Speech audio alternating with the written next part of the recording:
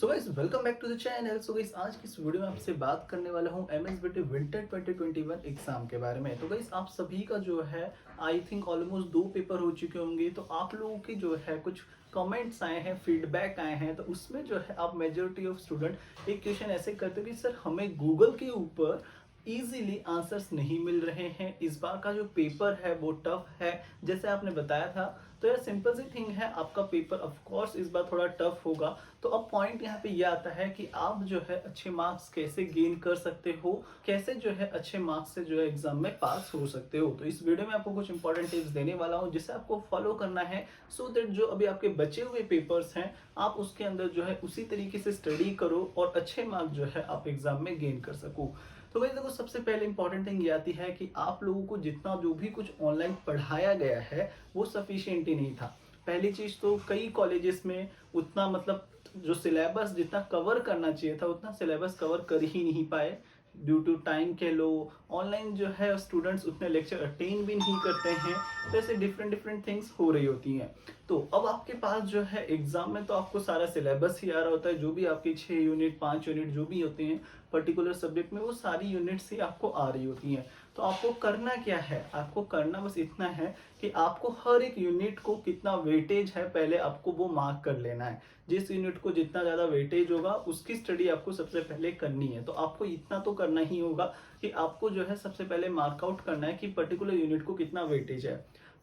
फिर उसके बाद आपको क्या करना है, आपने मार्क कर ले कि हाँ ये वाली यूनिट जो है इंपॉर्टेंट है। अब उस यूनिट रिलेटेड आपको एमसीक्यूज पढ़ने होंगे। अब उससे एमसीक्यूज को डायरेक्टली पढ़ने से पहले उस पर्टिकुलर यूनिट को जो है आप पढ़ लो। उसके बाद खुद से जो है एमसीक्यूज बनाने की कोशिश करो। खुद से बनाओगे तो उसके दो फायदे होंगे, आपका रिवीजन हो जाता है जब आप खुद से एमसीक्यूज बना रहे होगे। दूसरा इंपॉर्टेंट थिंग, आपने जो यूनिट पढ़ा है उसके एमसीक्यूज आप गूगल पर सर्च करो, या जो हम आपको पीडीएफ प्रोवाइड करते हैं, हम आपको जो पीडीएफ ऑफर कर रहे होते हैं उसमें आपके यूनिट वाइज एमसीक्यूज होते हैं, आपके सिलेबस वाइज एमसीक्यूज होते हैं, क्योंकि वो जो है कंप्लीट आपके बुक्स को एनालिसिस करके ही बनाया गया है, वो कहीं और से नहीं आया हुआ है।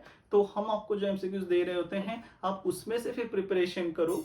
एमसीक्यूज की लिंक मैंने डिस्क्रिप्शन में दे दी है, इसमें आपको सारे सब्जेक्ट के एमसीक्यूज मिलते हैं। और मोस्ट इंपॉर्टेंट थिंग, ये पीडीएफ फाइल है, आप इजीली इसमें सर्च कर सकते हो। पर्टिकुलर क्वेश्चन का पर्टिकुलर आंसर्स के साथ आपको ये पीडीएफ फाइल मिल रही होती है। तो आपको करना क्या है, इन शॉर्ट आपको करना इतना है कि आपको जो है जिन यूनिट को ज़्यादा वेटेज है उनको पहले स्टडी करना है। क्योंकि ऑफकोर्स एग्जाम में आपको जो है आपका जो सिलेबस होता है, आपको एग्जाम में क्वेश्चन आपके यूनिट वाइज पूछा जाता है, जिसको ज़्यादा मार्क्स होंगे उसके रिलेटेड ज़्यादा क्वेश्चन पूछे जाएंगे। आप जो है 6 यूनिट कवर नहीं कर सकते अगर आपने इससे पहले पढ़ा हुआ नहीं है। तो आप क्या कर सकते हो, आपको 2 दिन 1 दिन का जो टाइम मिल रहा है तो उसमें स्मार्ट स्टडी कर सकते हो। आप जो है उन यूनिट्स को पढ़ लो जिनके वेटेज ज़्यादा हैं, वेटेज ज़्यादा होंगे तो उनके क्वेश्चन ज़्यादा आएंगे। और आपको तो जो है सारे क्वेश्चन अटेम्प्ट नहीं करने होते हैं, कुछ पर्टिकुलर क्वेश्चन में से पर्टिकुलर क्वेश्चन ही अटेम्प्ट करने होते हैं। तो उस केस के अंदर जो है ये सबसे बेस्ट वे है। लाइक 6 में से अब आप 4 यूनिट ही पढ़ने वाले हो, लेकिन वो 4 यूनिट होने वाले हैं जिसका वेटेज सबसे ज़्यादा है। और यहाँ पर जब आपको ये पता है कि भाई मुझे 4 यूनिट पढ़ने हैं, तो अब आप आपका दिमाग जो है पूरा उन 4 यूनिट पे दोगे, ना कि पूरा सिलेबस कवर करने पे दोगे। क्योंकि हम हमारे माइंड को जैसे इंस्ट्रक्शंस देते हैं वो उस हिसाब से एक्ट करता है। तो थोड़ा पढ़ो, प्रॉपर पढ़ो, सही पढ़ो, ताकि जो मार्क्स आप गेन करोगे वो प्रॉपर वे से आएंगे। और बाकी जो 2 यूनिट बचे हैं उनका क्या, वो तो आप कर ही रहे होते हो आपके ऑनलाइन जुगाड़, तो उसके थ्रू भी आप कर ही लोगे। लेकिन एक चीज याद रखो, अगर आप सिंपल सी चीज है कुछ नहीं पढ़े ऑनलाइन जुगाड़ के सहारे बैठे हो, तो आप खुद सोच लो आपको कितना टाइम लगेगा। लेकिन आपने कुछ पढ़ा हुआ है तो आप जो है फटाफट आंसर दे सकते हो, और जो बचे हुए क्वेश्चंस हैं वहां पे ऑनलाइन जुगाड़ लगा रहे हो। तो डिफरेंस है दोनों ही थिंग में।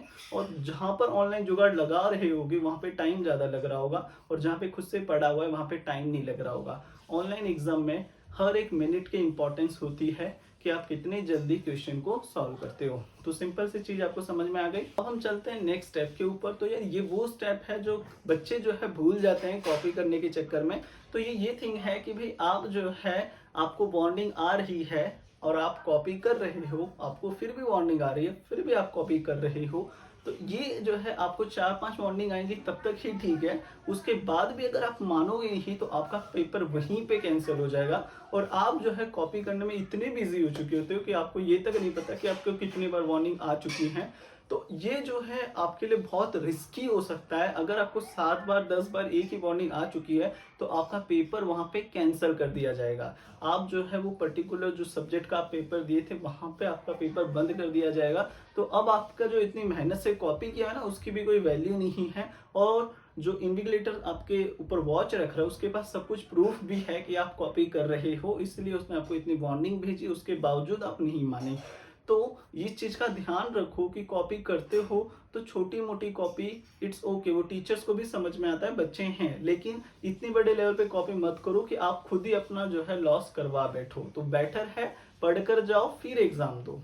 अब ये कहोगे कि भाई इसमें स्मार्ट टिप जैसा क्या था, ये सबसे बड़ी चीज है, क्योंकि आपने जो है इतनी मेहनत से पढ़ा हुआ है, इतने मेहनत से जो है आप स्कोर करने वाले हो, वो आपका एक वार्निंग की वजह से लाइक 1-2 तक तो चलो ठीक है, लेकिन एक हद के बाद जो है आप खुद भूल जाते हो और फिर उसके बाद कई बच्चों का जो है वो पर्टिकुलर सब्जेक्ट जो है जो पेपर है उसमें से उनको जो है ब्लैकलिस्ट कर दिया जाता है। तो ऐसे आपके साथ ना हो, तो इस चीज का आपको ध्यान रखना है। उसके बाद नेक्स्ट इंपॉर्टेंट थिंग आती है जो सबसे ज्यादा इंपॉर्टेंट है, वो है प्रैक्टिस। आपको जो है प्रैक्टिस करनी ही होगी। बिना प्रैक्टिस के आपको ऑनलाइन गूगल पर भी आपको एमसीक्यूज के आंसर नहीं मिल सकते, ना बुक्स में मिल सकते हैं। तो आपको जो है प्रैक्टिस करनी होगी। अब ये प्रैक्टिस कैसे कर सकते हो?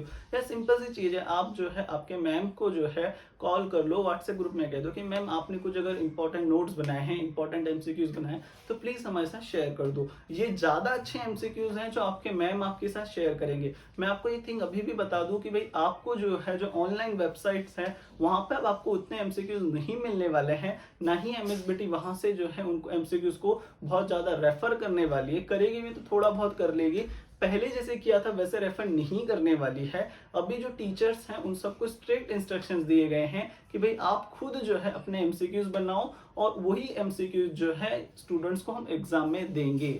तो जो फर्स्ट टाइम था तो उस वक्त पूरा न्यू था, तो टीचर्स भी क्या करते, उन्होंने उन पर्टिकुलर वेबसाइट से जो है कॉपी करके पेस्ट किया था। लेकिन अब ये फर्स्ट टाइम नहीं है, ये जो है 3rd-4th टाइम हो रहा है आपकी एग्जाम। तो जब इतने बार आपकी एग्जाम हो चुकी है तो अब टीचर्स के लिए जो है ये कोई बड़ा टफ काम नहीं है, वो खुद नोट्स बना के आपके लिए एमसीक्यूज रेडी कर सकते हैं।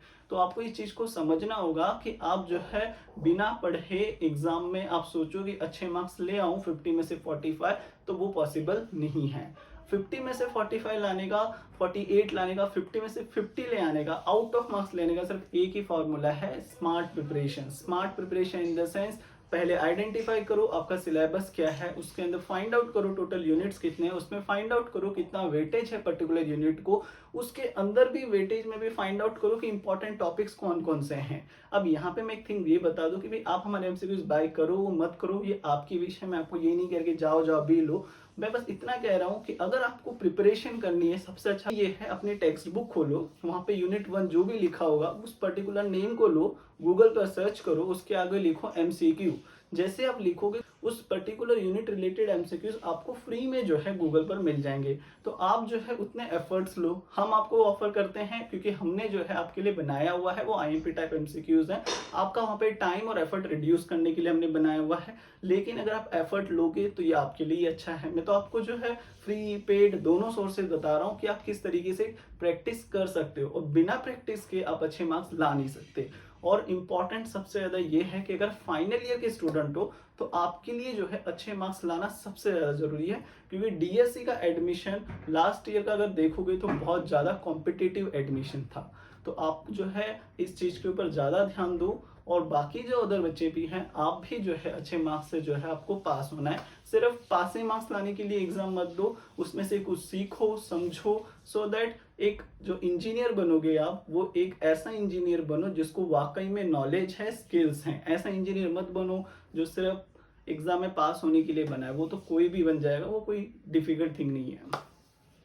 सो आपका बड़ा भाई होने के नाते आपको कुछ बता रहा हूं तो उसको सुनो समझो और इम्प्लीमेंट करो। सो गाइस होपफुली ये वीडियो आप सबके लिए हेल्पफुल रही होगी। आपके जो डाउट्स थे, क्वेरीज थे इस वीडियो के थ्रू क्लियर हुए होंगे, और जो वार्निंग वाली बात है वो आप सभी स्टूडेंट को आई होप क्लियर हो गई होगी कि और नॉर्मली अगर बताऊं तो यार 5 मॉर्निंग तक ठीक है, उसके बाद अगर आपको वार्निंग आ रही है तो आपके लिए एक रिस्की फैक्टर है। आपको वहाँ पे जो है और उसी वे से कॉपी नहीं करना चाहिए, उसे बंद करना चाहिए, आपको वैसे कॉपी नहीं करना है फिर। और कोशिश यही करो जो आपने पढ़ा है अपने बेसिस पे जितना आपको पता है उस हिसाब से एग्जाम दो, कॉपी करो ही मत, अवॉइड करो उसे completely. So guys hopefully video आपके हेल्पफुल रही होगी, आपके जो डाउट्स थे सब कुछ क्लियर हुए होंगे। So guys thank you watching this video, मिलते हैं न्यू टॉपिक पर, तब तक के लिए बाय बाय, जय हिंद।